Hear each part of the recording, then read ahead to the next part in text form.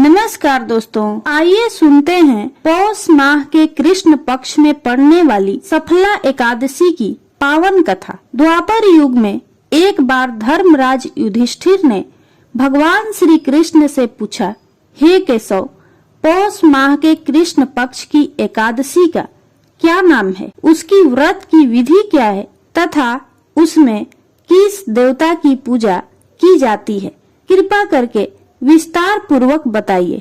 धर्मराज युधिष्ठिर की बात सुनकर भगवान श्री कृष्ण ने कहा, हे धर्मराज, पौष माह के कृष्ण पक्ष में पड़ने वाली एकादशी को सफला एकादशी के नाम से जाना जाता है। मैं यज्ञ और दान से जितना प्रसन्न होता हूँ, उससे अधिक अपने भक्तों द्वारा एकादशी व्रत पालन से होता हूँ।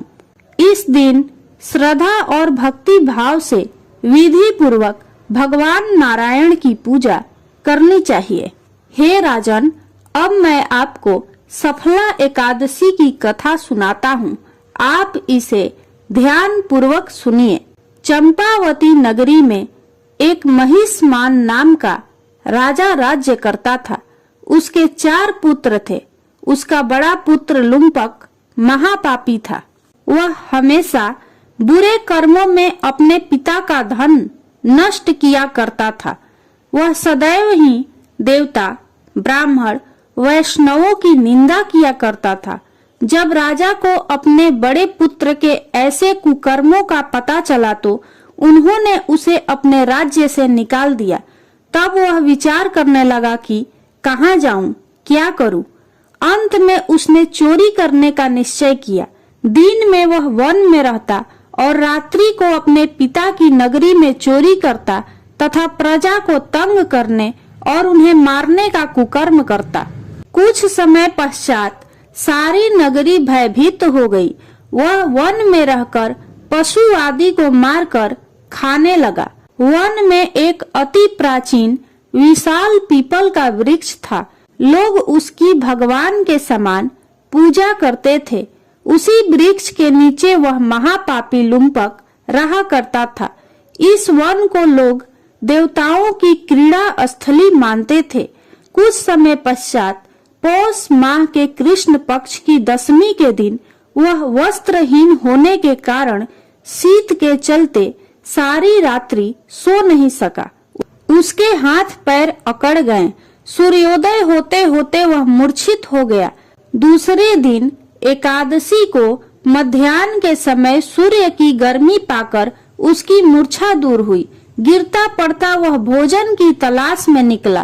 पशुओं को मारने में वह समर्थ नहीं था, अतः पेड़ों के नीचे गिरे हुए फल उठाकर वापस उसी पीपल वृक्ष के नीचे आ गया।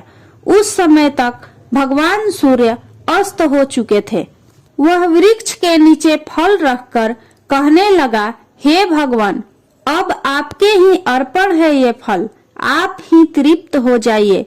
उस रात्रि को दुख के कारण उसे नींद भी नहीं आई। उसके इस उपवास और जागरण से भगवान अत्यंत प्रसन्न हो गए और उसके सारे पाप नष्ट हो गए। दूसरे दिन प्रातः एक अति सुंदर घोड़ा अनेक सुंदर वस्तुओं से सजा हुआ उसके सामने आकर खड़ा हो गया। उसी समय आकाशवाणी हुई कि हे राजपुत्र, श्री नारायण की कृपा से तेरे पाप नष्ट हो गए। अब तू अपने पिता के पास जाकर राज्य प्राप्त कर। ऐसी वाणी सुनकर वह अत्यंत प्रसन्न हुआ और दिव्य वस्त्र धारण करके भगवान आपकी जय हो कहकर अपने पिता के पास गया। उसके पिता ने प्रसन्न होकर उसे समस्त राज्य का भार सौंप दिया और तपस्या करने के लिए वन में चला गया। अब लुम्पक शास्त्रानुसार राज्य करने लगा। उसकी स्त्री, पुत्र आदि सारा कुटुंब भगवान नारायण का परम भक्त हो गया। वृद्ध होने पर वह भी अपने पुत्र को राज्य का भार सौंपकर वन में तपस्या करने चला गया और अंत समय में वैकुंठ को प्राप्त हुआ। अतः जो मनुष्य इस परम पवित्र सफला एकादशी का व्रत करता है, उसे अंत में मुक्ति मिलती है। इस सफला एकादशी के महात्म्य को पढ़ने से अथवा श्रवण करने से मनुष्य को अश्वमेघ यज्ञ का फल मिलता है।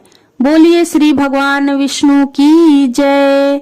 यदि आपको यह कथा अच्छी लगी हो तो कमेंट बॉक्स में ओम नमो नारायण जरूर लिखें।